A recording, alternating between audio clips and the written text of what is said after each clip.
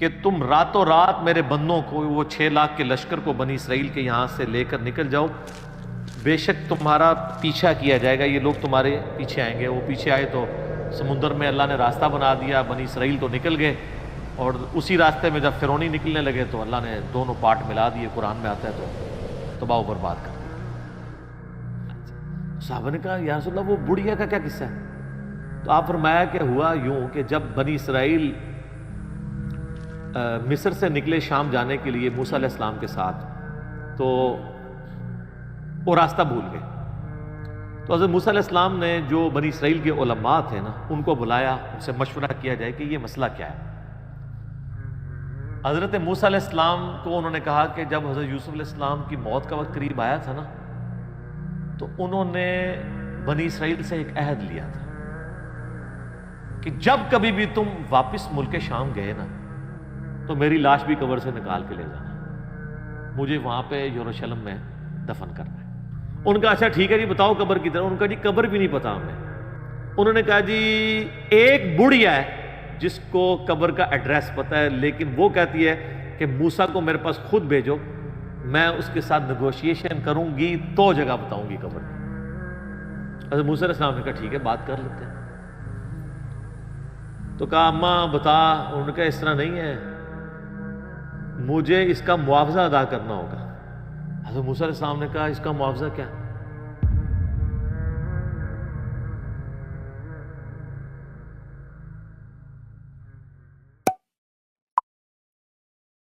ایسے تو نہیں ہوتا ہے۔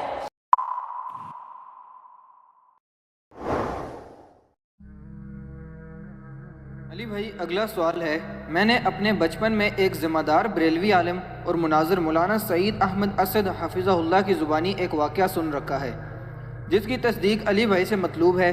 کیا یہ واقعہ درست ہے کہ سیدنا موسیٰ علیہ السلام جب مصر سے شام کے لیے نکلے تو اپنے ساتھ حضرت یوسف علیہ السلام کا جسم مبارک بھی قبر اقدس سے نکال کر ہجرت کو روانہ ہوئے تھے؟ پلیز وضاحت فرما دیں۔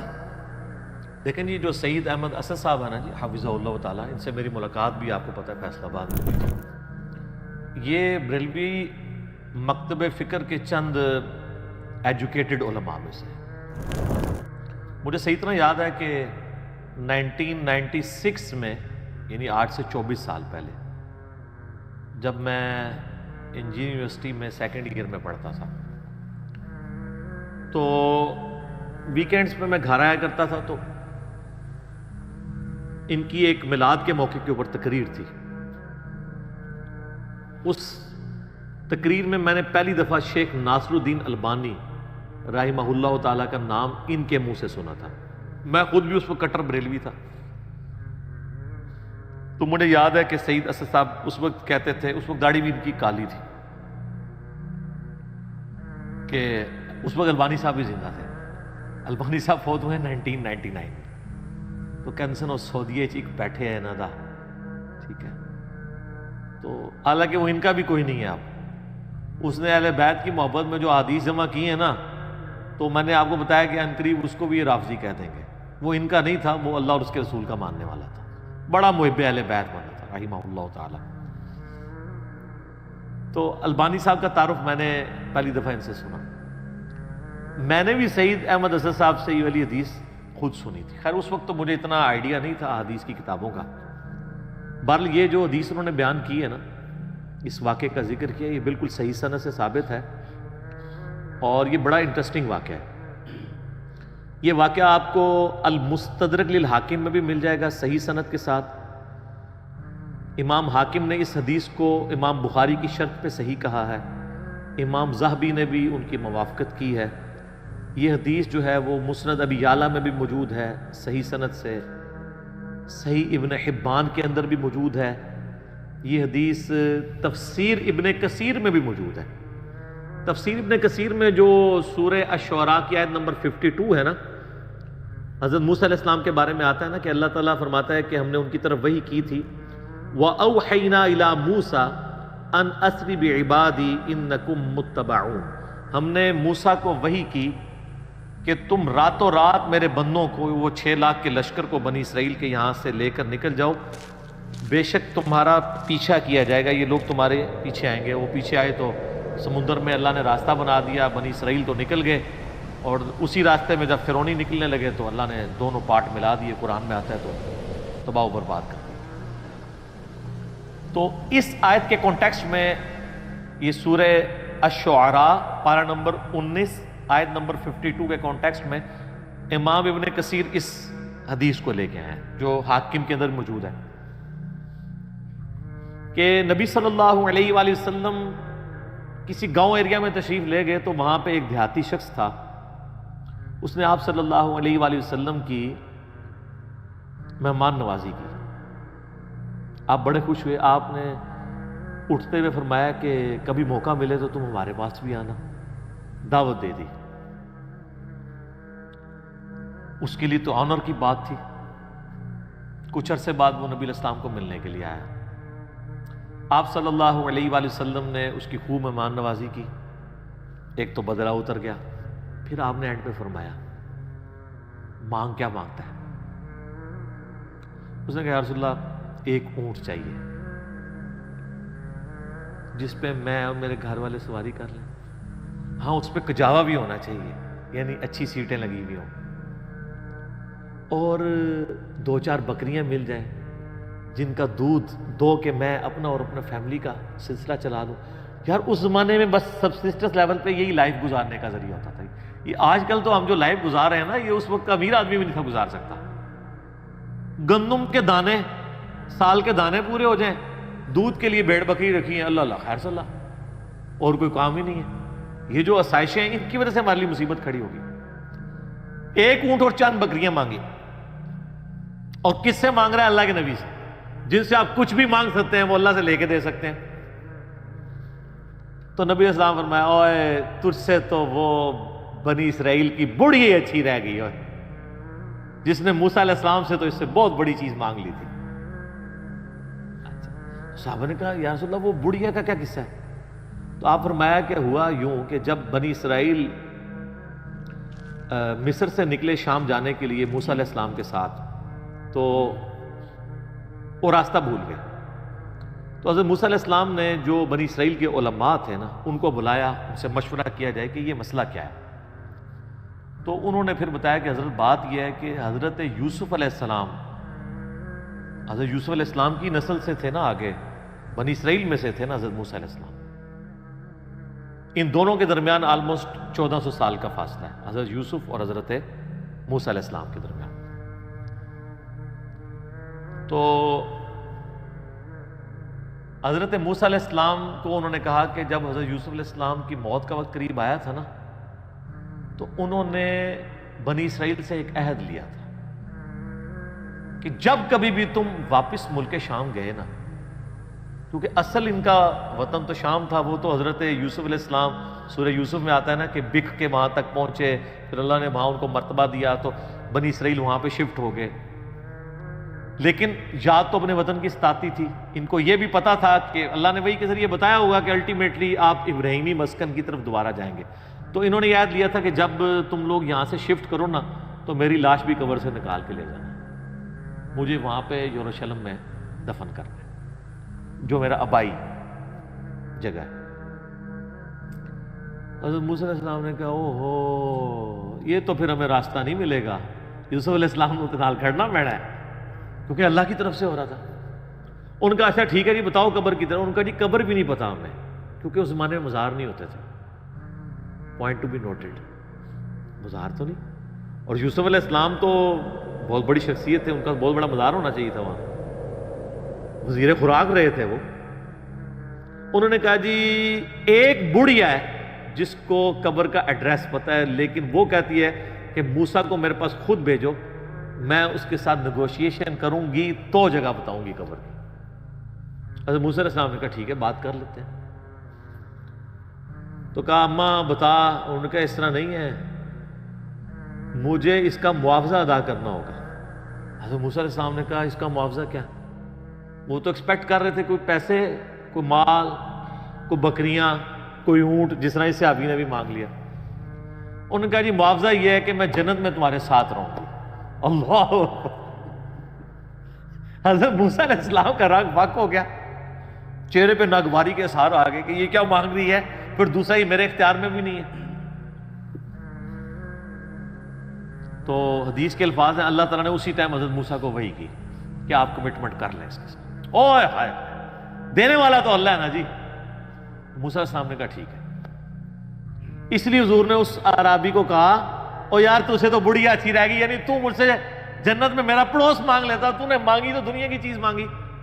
جس طرح کہ صحیح مسلم میں آتا ہے کہ ایک صحابی تھے ربیہ, نبی علیہ السلام کو وضو کروایا کرتے تھے. ایک دن سمندر رحمت جوش میں آیا, فرمایا سل ربیہ, ربیہ کیا مانگتا ہے؟ وہ بھی تیاری کر کے بیٹھے سے. انہوں نے کہا یا رسول اللہ جنت میں آپ کا پڑوس. ہو سکتا ہے اس واقعے کے بعد یہ ہوا ہو, انہوں نے یہ بات سنی ہوئی ہو, اہم ممکن ہے, یہ میری اسیسمنٹ ہے. تو آپ فرمایا اور بھی کچھ مانگ لیں. ان کا نہیں یا رسول اللہ اس کے بعد تو مجھے کچھ نہیں چاہیے. تو آپ نے فرمایا پھر کثرت سجود سے میری مدد کر, یعنی اللہ کی عبادت کر کثرت کے ساتھ, میری شفاعت بھی تیرے کام آئے گی, الٹیمیٹلی تجھے جنت میں میرا پڑوس مل جائے گا انشاءاللہ.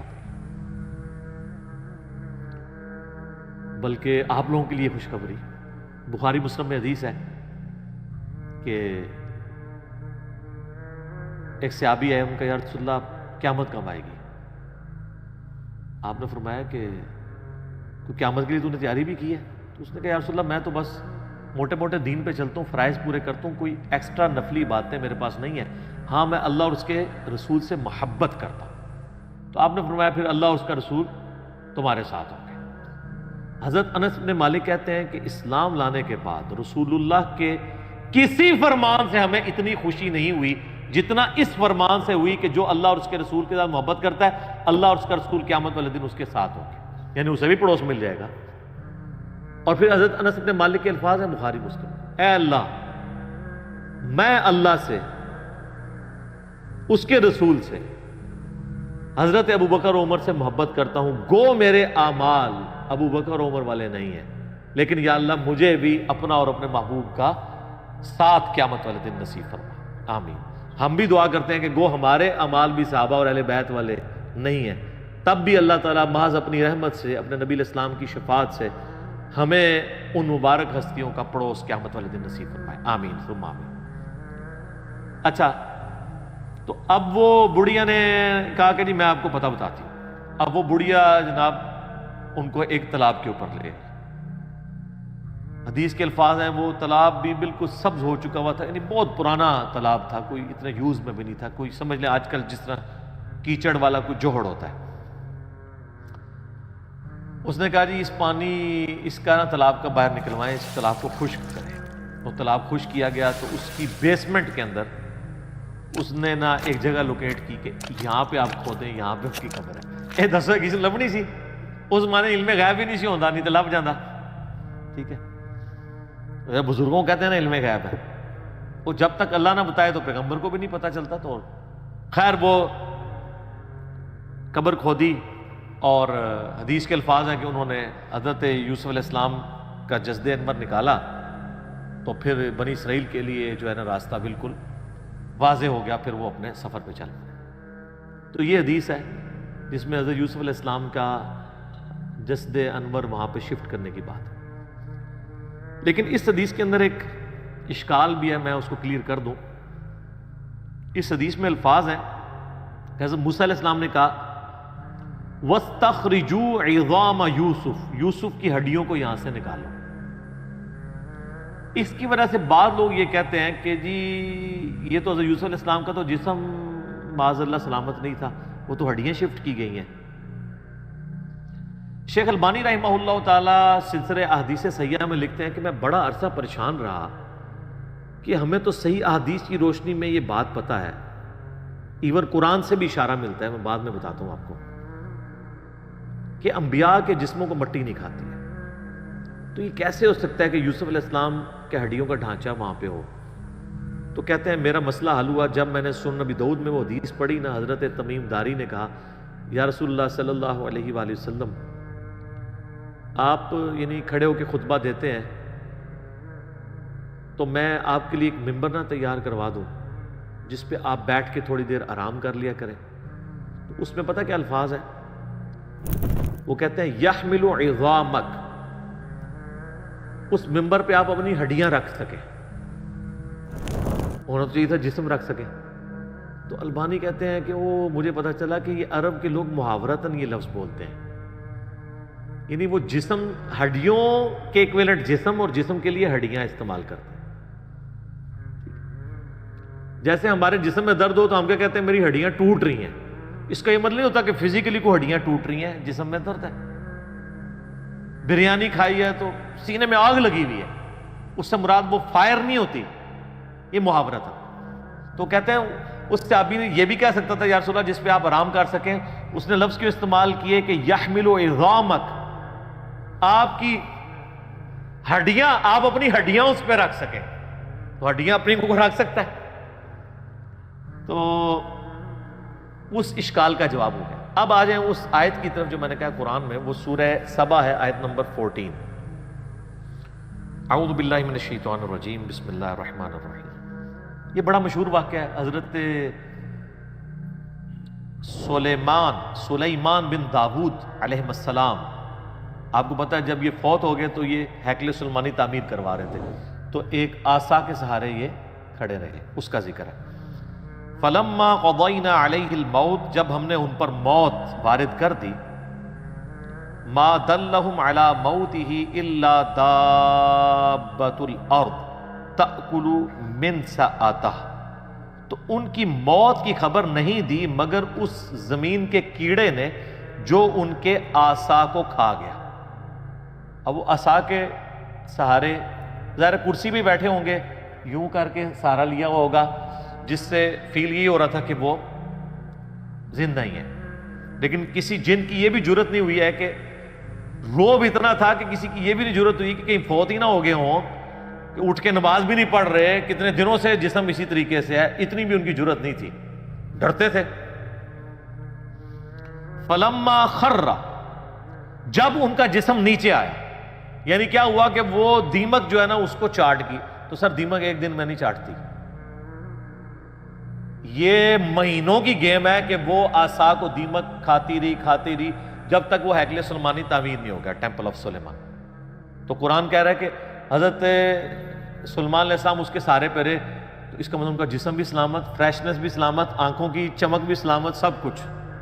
ادروائز تو ان کو شک پڑ جاتا. اور اللہ نے اس چیز کا ذکر کیا ہے کہ یہ اللہ نے کیوں کروایا ہے.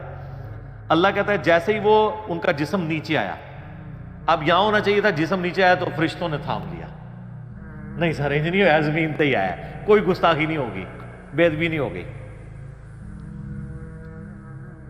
تبینت الجن ان لو کانوا یعلمون الغیب, اس سے جنوں کے اوپر یہ حقیقت کھل گئی کہ اگر وہ غیب کا علم جانتے ہوتے, ما لبثوا فی العذاب المہین, تو اتنے بڑے عذاب کو نہ وہ کاٹتے کہ کتنے مہینوں سے وہ حضرت سلیمان کے ڈر کی وجہ سے اتنے بڑے بڑے پتھر اٹھا کے ہیکل سلیمانی تعمیر کر رہے تھے. اگر ان کو پتا چلتا کہ 8-9 مہینے تو یہی کام ہو رہا ہے. جیسے میں نے آپ کو بتایا نا, آج کل تو آپ CCTV کیمرہ ویسے ہی لگا دینا, چاہے اس کا کنیکشن بھی پیچھے نہ ہو, اور 3-4 آپ گھر کے باہر لگا دیں, تو کوئی جناب اس طرف جاتا بھی نہیں ہے, ان کو ڈر لگا رہتا ہے یار یہ تو نظر آ جائیں گے ہم. تو اللہ تعالیٰ فرمایا کہ علم غیب اگر جنوں کو ہوتا نا تو ان کو کیوں نہیں پتا چل گیا کہ یہ فوت ہو گیا. تو علم غیب والا عقیدہ اللہ تعالیٰ نے بڑا قرآن میں کلیئر کیا ہوا ہے. آپ نے نہیں ماننا تو نہ مانے, ایک علیحدہ بات ہے. جنات سے جتنی بھی خبریں کائنوں تک پہنچتی ہیں نا, وہ قرآن حکیم میں بھی آیا ہے, بخاری مسلم میں اس کی ڈیٹیل موجود ہے. وہ فرشتوں کی ڈسکشن کے ساتھ کچھ باتیں اچک لیتے ہیں تو وہ چلی جاتی ہیں, باقی بخاری مسلم کے الفاظ ہیں, وہ 100 باتیں اس میں اور ملا کے کائنوں کے دماغ میں ڈالتے ہیں اور وہ آگے پھیلا دیتے ہیں. باقی جو پاسٹ ٹینس کا واقعہ اگر کوئی جن بتا دیتا ہے نا تو وہ غیب کی بات نہیں ہے, کیونکہ پاسٹ ٹینس میں جو چیز ہو چکی وہ تو علم میں آ گئی نہیں. یعنی اگر میں کہوں کہ ذوالفقار علی بھٹو پھانسی چڑھ چکے ہیں, تو میرے زمانے میں تو نہیں چڑھے, میری پیدائش سے وہ پہلے چڑھے ہوئے پھانسی. تو یہ نہیں میں نے دیکھا ہے, لیکن یہ خبر آج کی ڈیٹ میں درست ہے, لیکن مستقبل کی خبر کوئی نہیں دے سکتا. اور یہاں تو ان کے سامنے تھا, ان کو نہیں پتا چلا جب تک کہ وہ نہیں. تو یہ آیت بھی اس بات کا ثبوت ہے کہ انبیاء کے جسم سلامت رہتے ہیں ان کی وفات کے بعد, ورنہ تو ڈیکمپوز ہو جاتا ہے. 2 دن سے زیادہ تو نکالتے ہی نہیں, اتنی بدبو آنا شروع ہو جاتی ہے. باقی اس کو سپورٹی وہ حدیث ہے جو سنن ابی داؤد میں، سنن نسائی میں اور سنن ابن ماجہ میں ہے، مشکات میں موجود ہے۔ سیدنا اوس بن اوس رضی اللہ تعالیٰ عنہ سے کہ نبی علیہ السلام نے فرمایا کہ جمعے کا دن جو ہے وہ تمہارے ایام میں سب سے بہتر ہے، اسی دن آدم علیہ السلام پیدا ہوئے، اسی دن وہ فوت ہوئے، اسی دن سور پھونکا جائے گا، تم جمعے کے دن کثرت کے ساتھ مجھ پہ درود پڑھو، بے شک تمہارا درود مجھ پہ پیش کیا جائے گا۔ تو صحابہ نے کہا کہ یا رسول اللہ، جب آپ مر جائیں گے اور آپ کی ہڈیاں مٹی میں گھل مل جائیں گی، ذرا الفاظ سنیں، اس زمانے میں اس طرح گستاخی کا فتویٰ نہیں لگاتا تھا، جواب دیے جاتے تھے، تو آپ پہ درود کیسے پیش ہوگا؟ یہ تو نیچرل پروسیس ایسا ہوگا۔ تو نبی علیہ السلام نے فرمایا، اب دیکھیں اس کی برکت ہوئی کہ عقیدہ پتہ چلا، آپ نے فرمایا کہ ان اللہ قد حرم علی الارض ان تاکل اجساد الانبیاء، بے شک اللہ نے اس بات کو حرام کر دیا ہے مٹی کے لیے کہ وہ نبیوں کے جسموں کو کھائے۔ نبیوں کے جسم مٹی نہیں کھائے گی، وہ ان کی وفات کے بعد بھی قبروں میں سلامت رہے۔